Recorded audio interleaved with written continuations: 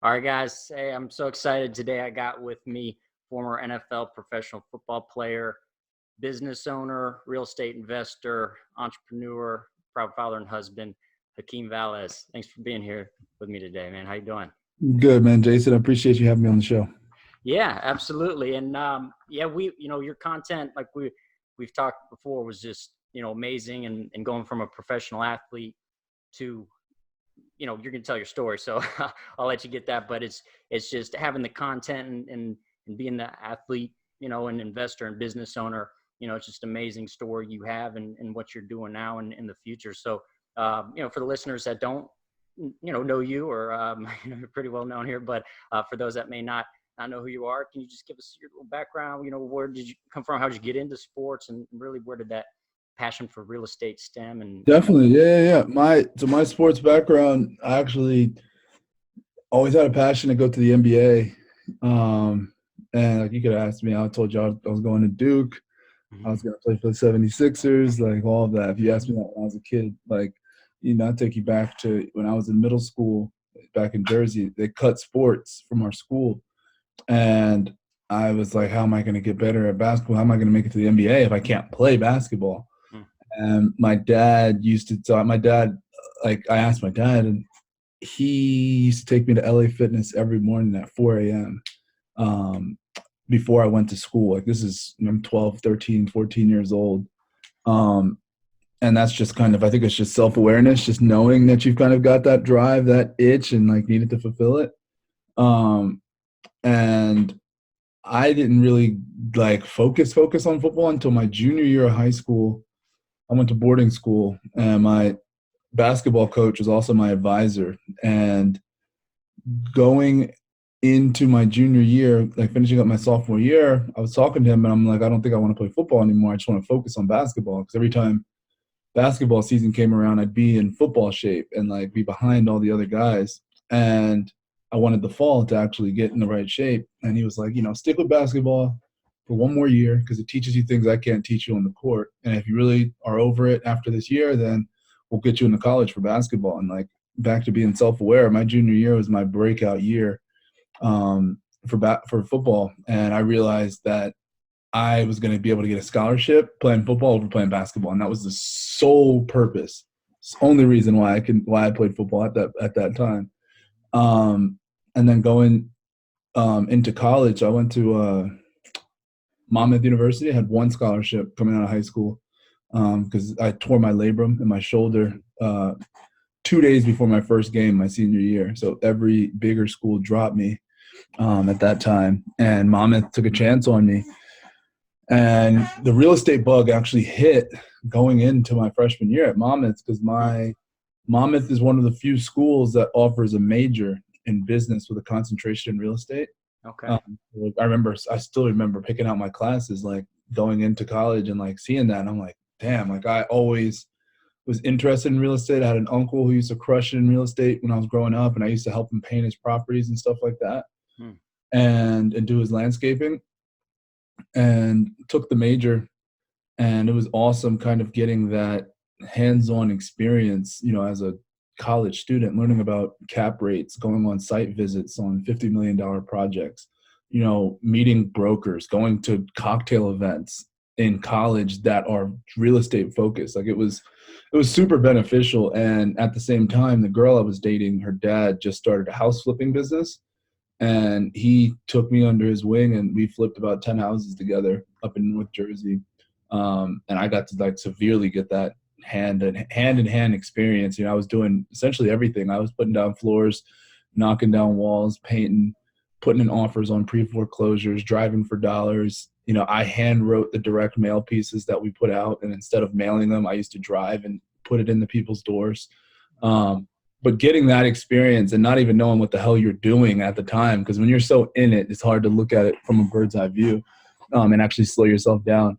But that was kind of my first bug, my first itch in real estate. And then me and his daughter broke up, and that whole relationship kind of ended there. But yeah, and that's kind of where the foundation of football, the foundation of real estate, And from a football perspective, in college, I was a bench player. My first 3 years, I did not see the field, like rode the pine completely. Played wide receiver, and it wasn't until my senior year I made the switch from wide receiver to tight end. Mm. And first game my senior year, I got my first catch. Second game, got my first touchdown, and started every game after that. And the thing that I credit that got me to the NFL was between my senior year and my fifth year, I had a traumatic experience. My family and we went on a missionary trip to Haiti. Mm. And while we were down in Haiti, our compound was ambushed by 8 guys with guns. They shot through the front door. I was shot at point blank range, hog-tied, blindfolded, hands tied behind your back, feet tied at your ankles, hands tied at your feet, hands tied to your feet, and blindfolded. I pissed myself, didn't even realize it. They went room to room, stole everything from laptops to flashlights to cameras to phones. Yeah. And that was 2 days after I finished undergrad and started, you got summer sessions going into like your final year. Literally that happened on a Thursday. I started grad school on Monday, and I completely credit, overcoming the trauma and the PTSD from that experience is what got me to the NFL, because I could frame my mindset against, it's not as bad as being tied up in a third world country. It's not as bad as being covered in your own piss. Like, just go get it. Like, that's kind of an everyday mindset framework. I'm probably not in the best shape of my life right now, but if you asked me to run a marathon tomorrow, I could probably do it, because same thing. It's not as bad as being in that situation. And I've kind of taken that and just ran with it, since that experience kind of happened. Wow. Well, wow. Yeah. I mean, appreciate you sharing that. I mean, that's, really traumatic. And, coming from athlete, you hear a lot, just mental mindset, right? Having a tough mindset, just as an athlete, right? So, so to have that, go through that, people never even imagine, right? So that sounds really, really helped in a lot of these situations. So, thank you for sharing that. Helps a lot of people really overcome that, maybe weren't a professional athlete, and that's why I like having. No, that's real. Because we can relate, but just, stories like that, just, help others that relate that maybe don't have a professional athlete background or have been in certain situations. So, and I definitely try and challenge people to at least from a professional athlete standpoint, I know at least in football, a lot of guys can kind of frame their mindset from whatever type of background they came from. They might not have came from the best background, or maybe more of a lower income background, and kind of use that struggle as a motivation. Like me personally, I came from privilege. My dad was a state trooper in New Jersey, and my mom was a teacher.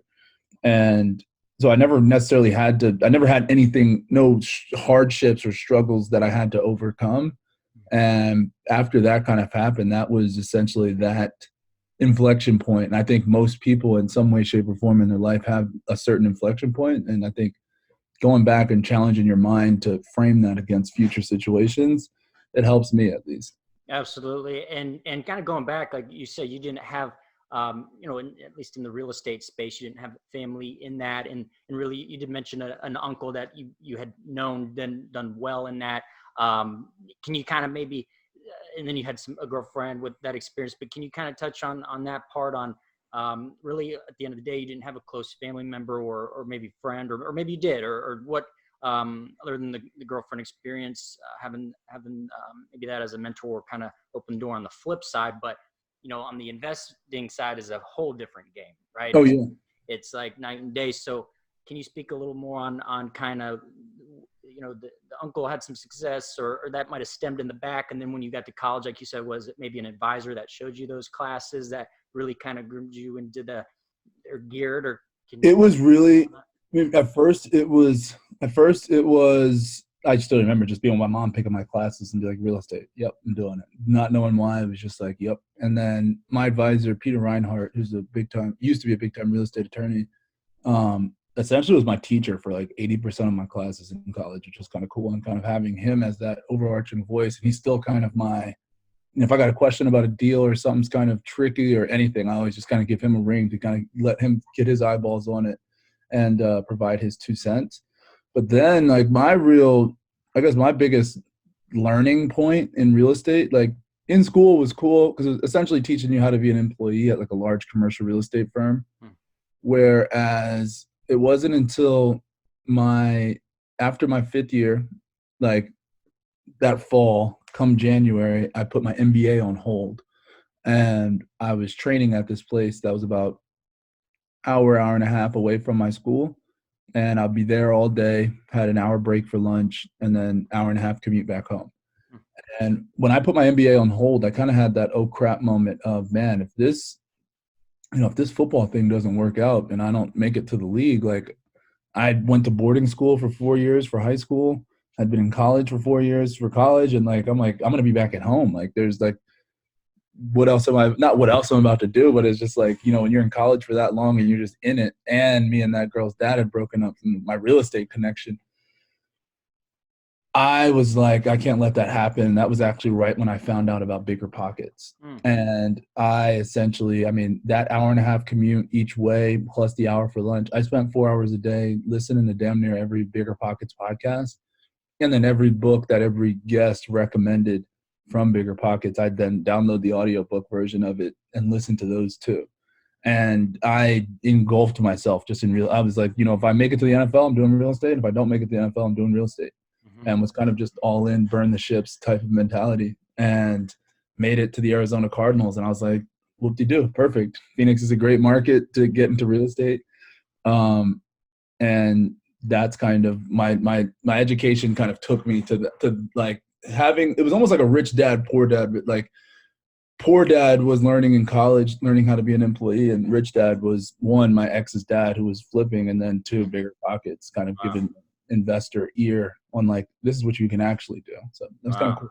Awesome. Yeah, that's exactly it too. I know a lot of people have read that book, Rich Dad Poor Dad. That was one that shifted my mindset too, as well. And so, yeah, that's amazing. So then when you had some experience in the real estate and flip, and that passion was still burning, and as you then signed with the Arizona Cardinals, your rookie season, can you explain, you knew the investment and having the financial in college, which you mentioned cap rates, they show you, which again, that's a high level, like commercial brokerage, where I've taken time out of my life to go work in those firms to learn that. Right. So if you do that in school, I love real estate, never took the classes, and really, that was one little mistake, right? You go back and think, oh, I wish I would have. But so you had that, which is amazing, whatever that was, pointed you in the right direction to learn. And then, so can you explain from that point on your rookie season and then, because that's where I've heard this, and seen your content just showing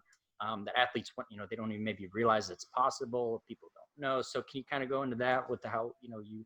Yeah. So it actually, Sure. Yeah. So it actually stemmed back to take a couple steps back into college. So right after I finished my last college football game, so like November-ish, that December, so my little brother played in the NFL as well for 3 years, and he left UVA early, and so he's younger than me, and he got drafted in the 6th round, and he was only 20 years old, and he was with the Oakland Raiders, living out in Alameda, California, and he was paying $3,000 a month for rent, and he was already there for 6 months. He had a year lease, and literally, it's so crazy how just the NFL works. When you're on the practice squad, any team can poach you off their practice squad and put you on their 53-man roster. Me and my cousin took literally, it was winter break for college. Just finished my season. We took a flight out to Oakland. While we're in the air going to Oakland, the Buffalo Bills claim him from the Oakland Raiders practice squad. So we literally land at 4:00, and he had to be on a 9:00 flight out to Buffalo for practice the next day.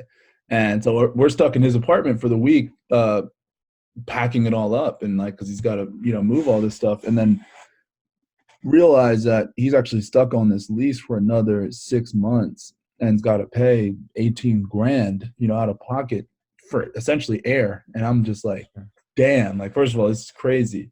And him at the time, rookie big money, man, he's like, oh, it's just $18,000, whatever.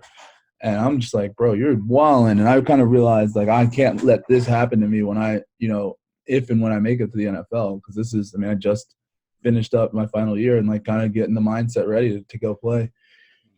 And when I made it out to Phoenix, so right when I got out there, I became good friends with our first round draft pick and actually lived with him for a solid amount of time, and like he didn't charge me rent. So it was awesome. So I was living for free at that time and needed to learn the playbook anyway. It really wasn't a time to get into real estate because I really needed to make the team first. And mid-season, so you got there in April. April's the draft, right? Yeah, April's the draft. Got there in April. Was there. I was at my buddy's place probably until like November, and then I got my own apartment, and I was paying $2,000 a month, but it was month to month. And I quickly and surely realized, damn, I'm going to spend $24,000 on nothing, on air. Like, it's not an asset. It's just a place to live. Like, I was fine living on my buddy's couch and in his third bedroom. Like, this is ridiculous. And I was like, I think I bought one of Bigger Pockets' books. It was a book on rental property investments, like a blue book. And they mentioned house hacking, and I'd heard about it before. And like, it's such a loophole that it's just not talked about enough, in my opinion. And I went on the Bigger Pockets local forums, and this is definitely a thing that I think every professional athlete should do because it's a way to utilize your own brand equity. But I went to the local forums in Tempe, Arizona, and literally posted, "What's going on, guys? My name's Hakeem Valles. I'm a rookie tight end for the Arizona Cardinals.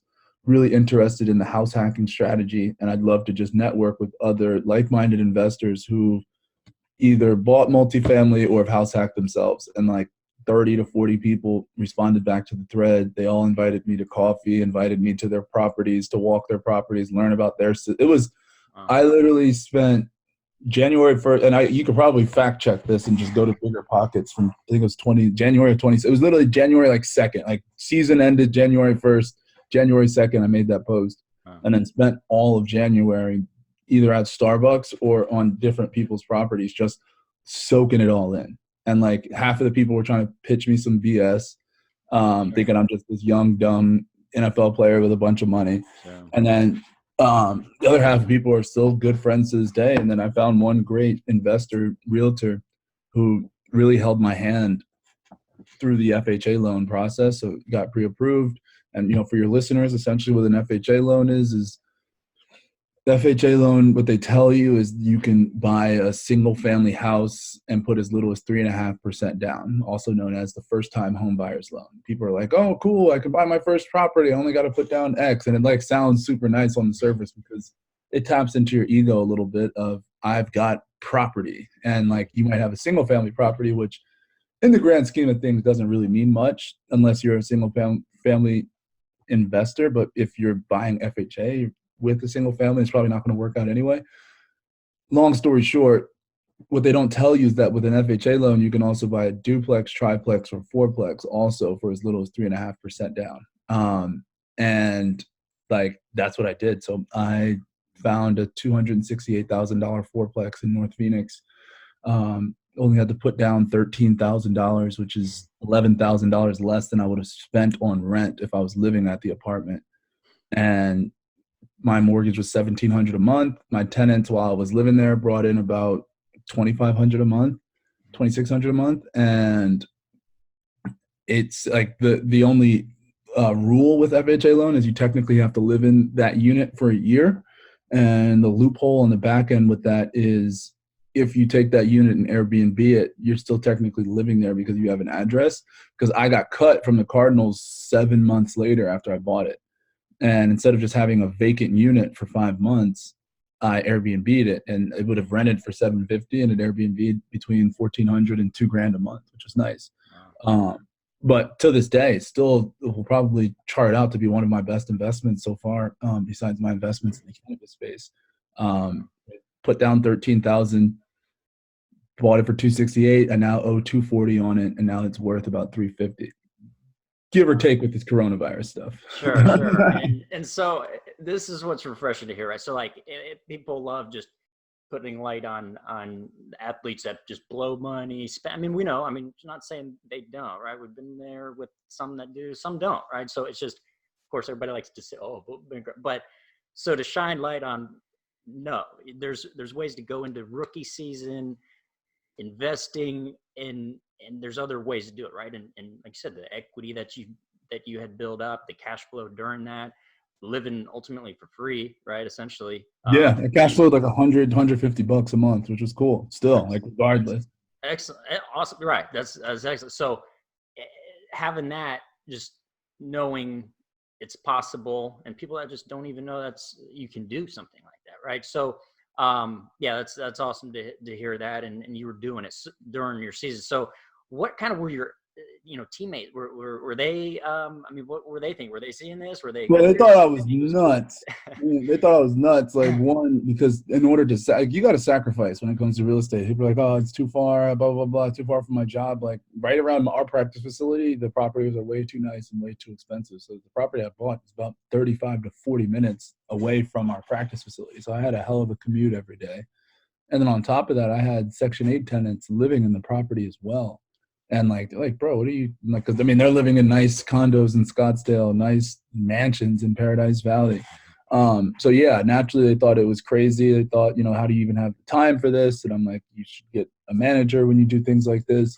And I think it ultimately comes down to people don't.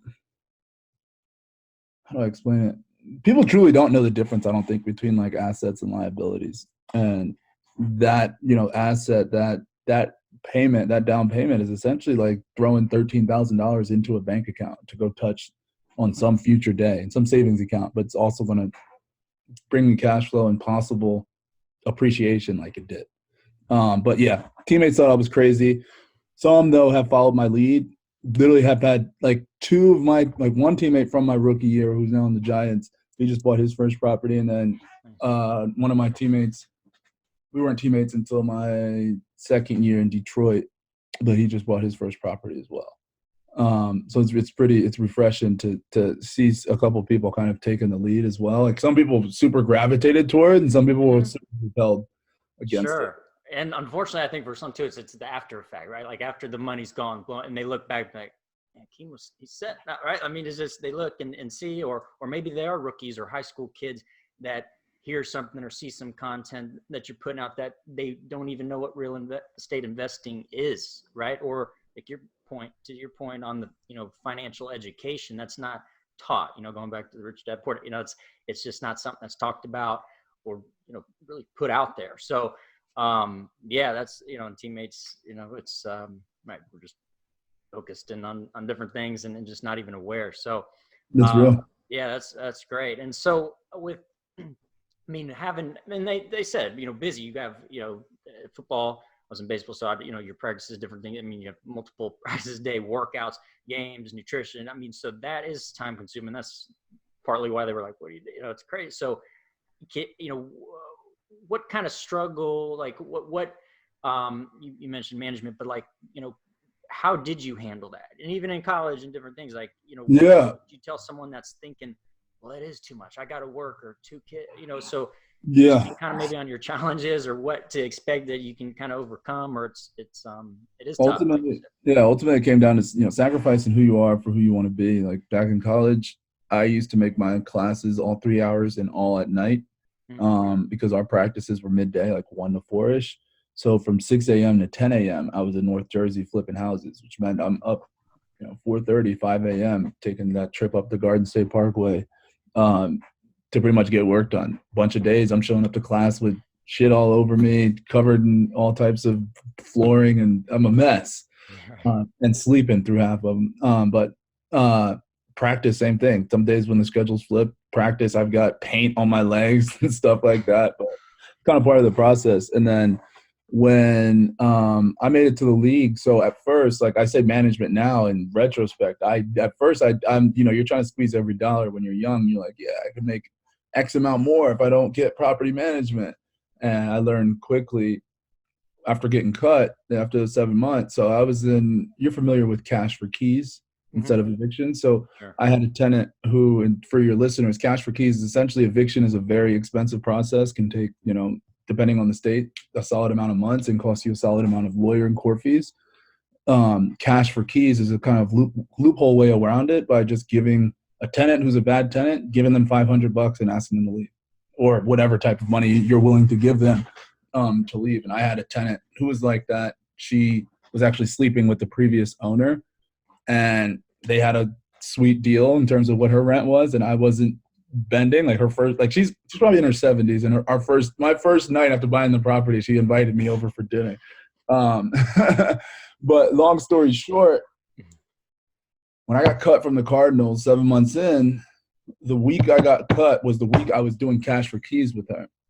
And in that week, I get cut. So I go to Detroit. Like literally, I get cut on a Thursday. On Monday, I'm in Detroit signing. And when I get cut, so we did cash for keys. So I gave her like, I think I gave her like $250 cash, plus paid for her moving truck. And so truck is outside ready to move her, and like no one's inside, and like this, mind you, just moved to a new city, new team, new playbook, living in a hotel. Life's wild, moving a million miles an hour, doing physicals. You know how it goes. Yeah. No one's in the house, or not no one's in the house. No one's in the house, blah blah blah blah. And I'm like, all right, what the hell? I get a call from her daughter, who I never met, never knew, just a random number from Arizona. She's like, hi, I'm in the hospital with my mom. She just tried to kill herself, blah, blah, blah, blah. And I'm like, wait, what? And she was like, yeah, I know you guys are in the process of getting her out. Like, I'll still kind of help you throughout that process, blah, blah, blah. I'm like, okay, cool. So then send like a group of people to go and clean the apartment and help the move with her daughter, all her stuff out of her house. The 3-bedroom, and in the back bedroom, they had a dog that I didn't know about, and they're druggies. So they're a bunch of drug addicts, and the dog was pooping and peeing in that back room. And it essentially, literally, it was tile floor, and there was a whole layer of poop. Like you couldn't see the tile floor. The druggies who were living there couldn't stand the smell, and they took a candle and just put it in there with the dog, closed the door, dog knocks it over, catches the room on fire. Oh my God. And like, I don't know about any of this. Like the fire alarm didn't go off. They must have put the flames out. So in the apartment, out of every duct, there's smoke kind of like coming out of it. And dealing with that while being in another city was probably one of the most stressful things I have ever been a part of.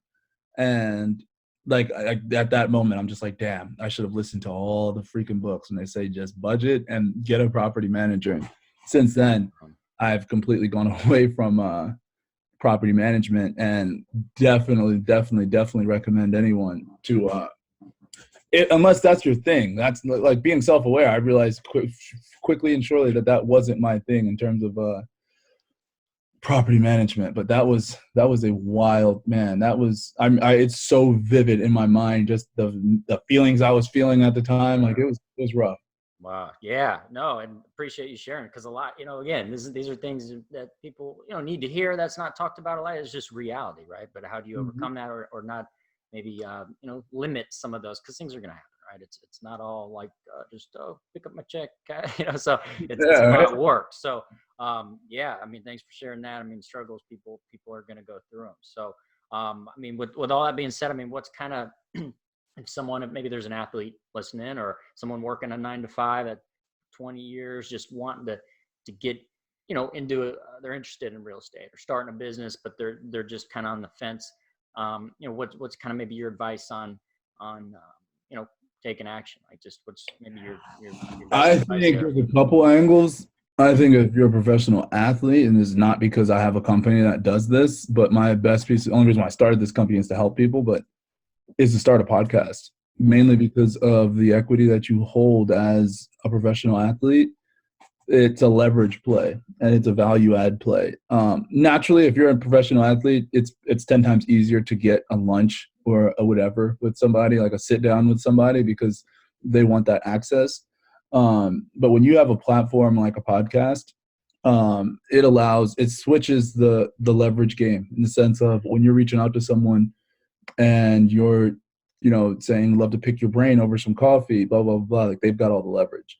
When you flip the script and say, hey, Jason, love what you're doing, love you're killing it in real estate, blah, blah, blah, blah, would love to have you come on my show called the Real Estate Investing Marathon to come and tell your story. It's a complete leverage flip. And now, because everyone has a story and no one's necessarily listening. So when you're the person who provides that platform for someone to come and tell their story on, they'll love you forever. And then on top of that, like the double whammy, if I was to do it all over again, like I'll just walk you through. If I was in Arizona on the Cardinals and I was about to be like, and I would literally that same offseason, that January, I would have started a podcast on January 1st and interviewed all those people to be on my show. But the triple whammy with it is back to when you interview someone and they get to tell their story, they love you forever, means you can continue to tap into your previous interviewed network. And when you're in a localized area, I would do meetups. So every 10 episodes, I would bring back those first 10 guests, whether it's, and I'm a professional athlete, so I could reach out to damn near any bar and say, hey, I'm on the Cardinals, would love to have a little real estate meetup. They probably hook it up for you for free. Right. And literally have those, like, you don't know shit about real estate at this point, but you know the dude from episode 4, Jason, knows his stuff. So you're going to say, yo, Jason, I'd love for you to just talk for like, 12 minutes about what you talked to me about how you're killing your capital raising efforts. And you talk for 20 minutes, you do a little bit of intentional networking, but you being that thought leader, now you get to episode 20, which shouldn't take you much time if it's the off season and you're actually passionate about this. You bring all 20 people together. Episode 30, you bring all 30 people together. Episode 40, and you're inviting your teammates, and which is also going to make those people going to want to come to the meetings even more because it's an access type of thing at the end of the day. But with that, you're learning like a mofo. Your network is accelerating with all people who are killing it in real estate. And like now you're on a personal basis versus I wouldn't say looking up to this person, because there's nothing wrong with having humility. Like that's necessary, but it's a different leverage play when you're the person who's putting it all together. When you're the person who's hosting the party, you have 10 times more leverage. And now you can be the one connecting the dots, because the person in episode 2 raises capital and the person in episode 8 does development projects, and you connect them both. There's plays there. And when you do that over and over and over again, when you get to episode 83 and you're connecting someone from episode 83 to someone from episode 7, that's the power of having a platform and hosting the party. But the knowledge that you're going to gain in the real estate world, because the questions you're asking on the show are the questions that you yourself are genuinely curious about anyway. Yeah. But on top of that, these are essentially interviews for you. Who are people you're going to work with in the future? Do you know what I'm saying? Because you're figuring out, do you like, trust, and respect these people that you're now having on your show, that you're now inviting to your meetup group? Now you're like, okay, I'm in this off season. This guy's got this project, whatever. But potentially I might want to invest passively in that. Or I love what these developers do. So I'm going to continue to shadow them and tap into all of my guests that I've had on my show who raise capital and see if they want to enter some type of JV. But like, I think when you have a podcast, it gives you 10 times more options because you own the IP of the content, and knowing what everybody does in that show base, you have so many more options to now add value to anybody you want to work with. Do you know what I'm saying? Like if anybody, like this guy does development, but you actually like him and you want to work with him, but you don't want to invest, but you know this guy might want to invest.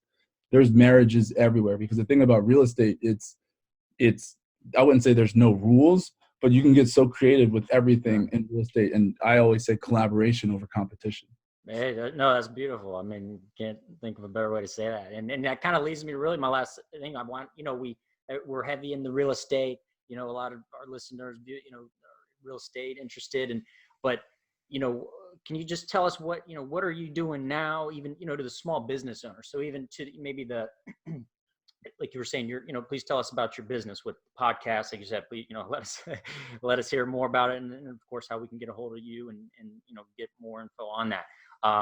Because maybe somebody right now, unfortunately, there's going to be some jobs lost. People that aren't technically and digitally adapt, right, or really kind of struggle. But maybe they have something, like you said, inside them that they want to share. They just don't know how. So can you speak on, what you're doing right now in the real estate field, of course, but overall your businesses? I know you're a man, you got some great things going on. So can you kind of touch on what you're doing now, how we can get a hold of you, and maybe, like you said, maybe there's partnership opportunities and way to invest in what you're 100%. So after transitioning out of the league and been doing a bunch of speaking, so I do keynote speaking and in a bunch of different kind of various different industries, whether it's personal brand, whether it's real estate, or whether it's college and a bunch of entrepreneurs. I transitioned into founding this global media agency called Perspective Global Media.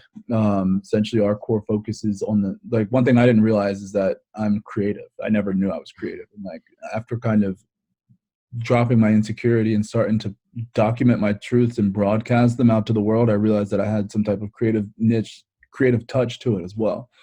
And founded this global media agency to focus on how I started. Like my initial reasoning was solely for real estate professionals. I realized how archaic the industry was on the digital side, whether it's from agents, whether it's from mortgage brokers, whether it's insurance people, and on top of that, investors. The content that we see in the real estate space is super vanilla, super goody, and it's not that compelling in just my own personal subjective opinion. And I've realized, in a 2020 world, that communication is everything. And if you don't have the ability to communicate, you will be essentially irrelevant in this day and age. And the company quickly shifted into focusing on real estate professionals, small businesses, professional athletes, and different financial services professionals. But we essentially work on the strategy side, from content, helping you come up with ideas, figuring out your true north in terms of the type of content you should be putting out. And then we also work on the post-production side and actually produce that content for you at scale, and work essentially with a bunch of different retainer clients. With all the coronavirus madness kind of going on, one of our products that we have is a podcast production product, but we've kind of essentially I wouldn't say solely focusing on it, but right now we're triple downing on it, mainly because I think not everyone, but a lot of people have had that bug in the back of their head. I should maybe start a podcast. That'd be super interesting. I've got things to talk about. I've got friends who've got things to talk about, or I'd love to start interviewing people. And I'd love to, if you're looking at it like me, I know that I can meet a bunch of different people in this industry because I have this podcast. And I think with the coronavirus, a lot of people are bored being at home and looking for new things to do. And I think this is the perfect time to essentially start your own show. So essentially what we do is a product that we've just launched is essentially a product where we hold your hand through episode 4 of your podcast show. And that's with figuring out what your voice is, figuring out what the messaging is, obviously cover art and intros and outros and all that type of stuff, but then post-producing the content. Cause I think too many people put too much, they put the full interview on a pedestal. So this 45-hour interview, a lot of people will put this on a pedestal and just, on their LinkedIn, on their Facebook, and on their Instagram, hey guys, link in bio, check out my new episode with Hakeem Valles, blah, blah, blah, blah. When I think that the real value in this interview, at least I think when it comes to content, we're about speed now and no friction. When you say link in bio, you're putting friction on that person who's scrolling down there, who's tapping through their Instagram stories and then sees link in bio, new episode. It's too much friction to now pull out my headphones, sit down for 45 minutes and now listen to this episode because I'm not in podcast mode. I'm in Instagram story mode, or I'm in Instagram feed mode, or I'm in Facebook feed mode. So I think that in order to create less friction, it's important to create micro content out of every episode. So what we do is we go back and listen to every episode and find the key important parts that are actually going to bring value to the end audience. So when I'm talking about FHA loan, how I bought my fourplex, that 3-minute clip should be a post on your LinkedIn. I'm not trying to coach you on what to do, but that's awesome.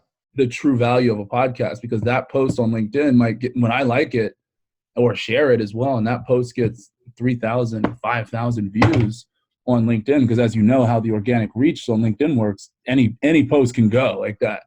But that same episode that you then post on Apple Podcasts and you've got 400 subscribers, you'd be missing out on those couple thousand people who would have never been exposed to this content anyway, who could now say, where the hell do I listen to the rest of that interview at? And then you don't know how many people are going to do it. There's no necessarily KPI on that, but it's up, that's building brand. How much value you're going to give back to your audience for them to say, maybe I should subscribe to this dude and see what else he has to say. And that's kind of, I think, I wasn't comfortable really launching a product that didn't have a tangible asset on the backside, because, we can all think we're strategists and consultants, but unless you got a track record, I'm 27 years old at the end of the day. It's my strategy, retainer, whatever. It doesn't mean shit. You know what I mean? So having a tangible product, but you could obviously do that yourself. We essentially just save our clients time by handling, reviewing your episode, creating post produced content, and essentially putting it in a Dropbox for you so it's ready to post with subtitles and upper thirds on it.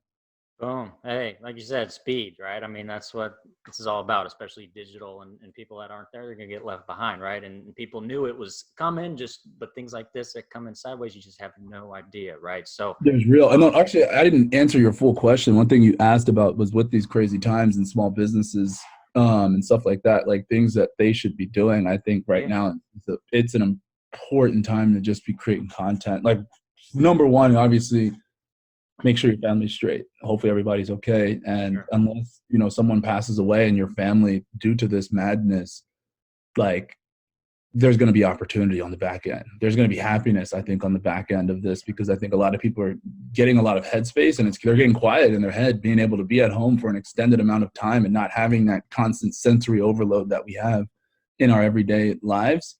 But then on top of that, as a small business, I think right now is a perfect time to start adding context and creating stories behind your entire product that you're offering. So if you're a coffee shop, Gary Vee, I don't know if your audience listens to Gary Vee, he's been doing these tea with Gary Vee in the morning.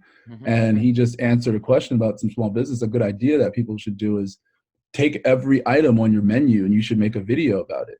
So if you've got a caramel latte, you should have a quick video talking about the beans, where you got the beans from, talking about the steamer process. Like, no, your average person isn't a coffee snob and doesn't know how their coffee is made. So you, as the owner, if you have all your employees stay home, you should know how to make every item on your menu. If not, this probably should be a good time to learn. But documenting that process. This is how we make a caramel latte. This is how we do that little flour thing with the milk on top of it. Yeah. And there's a caramel latte piece of content. This is how we make our chai tea. This is how and when you're doing that, you're shouting out people. Okay, we get our beans from this place downtown. Like, shout out to this dude. This is how we make our avocado toast. We get our avocados from this local farmer named so-and-so and so-and-so. And I think that's offense over defense. Defense is just dwelling, like figuring out what type. I mean, I think like the bailout, this thing is going to be great. I think it's going to help a lot of people, but I don't think anybody should wait or rely on it. It's literally figuring out every last inch of offense that you can play, like, at this time. And I think right now, telling your story, making sure you have the infrastructure set up for delivery, and making sure you're set up so this doesn't happen again. Like, if this happens again, you actually, everyone needs to plan for this in the future. And I think it's a wake-up call for a lot of people who haven't transitioned their company into a digital space, because back to what I said before, if you don't have the ability to communicate, you will forever be irrelevant. And I think these dark times are putting a big magnifying glass on that, especially the companies that haven't built up a digital infrastructure and stuff like that. And I think it's a great opportunity to restructure your company. You have a coffee shop and that barista might be out of work for 3 months. Ask her if she's good at social media. Ask her if she knows Facebook ads, or tell her to take some YouTube. Like, I think everyone puts everybody in a box. Do you know what I mean? Like, you've got a gym, figure out which one of the trainers at the gym knows social media, so you don't have to hire outside someone else, because right now you have to figure out how you can stretch every single dollar. And I think it takes ninja tactics like that. Who likes to be on a camera? Anyone like cameras? Cool. You're going to be 6 feet away from me and take my phone and just record me making this latte. Yeah. And I can pay you now as well, because I can justify not, you know what I mean? Because like a lot of owners are hesitant, because like, why would I pay my coffee barista if she's at home? Like, she can't even work from home. Whereas now it's like, hold the camera for 7 hours and I'm going to record every single item on this menu. And like, I think it's literally, you gotta be ninja hand-to-hand combat, because things aren't going to be, what's the word? Copacetic. It's not going to be, by the book anymore. Literally, you got to figure it the F out right now and make sure you can stay above water and continue to breathe until this thing passes over, which it ultimately will. No, yeah. And I love the, optimism and positivity, because right now everybody's doom and gloom. Yeah, there's a lot of scary stuff and unknown, but like, to your point, the world's spinning, the world's going around.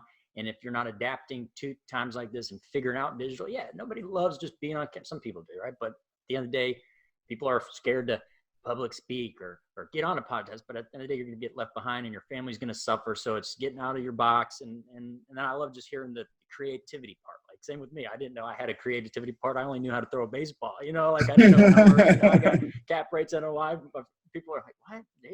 Jason, what? So it's just opening your mind and then just allowing to learn and just execute, more importantly. Right. So, no, I love that. And trying to light more to the business owners. Right. Cause sometimes we don't have, the professional athlete, or it's like I said, easier maybe to get meetings, different things, but to those business owners that say, well, I'm not a professional athlete, or, oh, I don't, that's in their head. Right. So just well, you could have a small business owner. That's a huge specialty right there, to own a small business, alone, just do videos, and everybody has their special gifts. So we're all inherently special, but I think most of us are too insecure to tap into it.